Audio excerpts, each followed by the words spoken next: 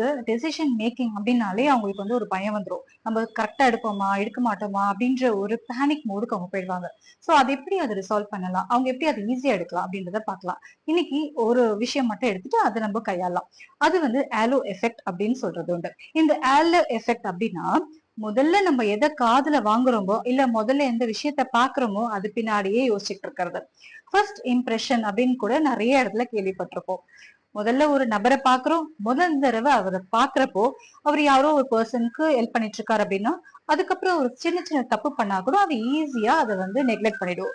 ஆனா முதல் தடவையே அவர் தப்பு பண்ணிட்டு இருந்தாருன்னா அவர் நல்லது பண்ணா கூட அந்த தப்பை மட்டும் தான் நம்ம யோசிச்சு பார்ப்போம். சோ இதுதான் ஏலோ எஃபெக்ட்.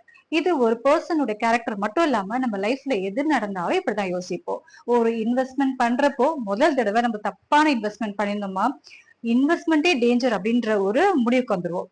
முதல் தடவை லக்ல ஒரு ப்ராஃபிட் ஏர்ன் பண்ணிட்டோம்னா இன்வெஸ்ட்மெண்ட்ல நல்லா சம்பாதிக்க முடியும்னு முடிவுக்கு வந்துருவோம்.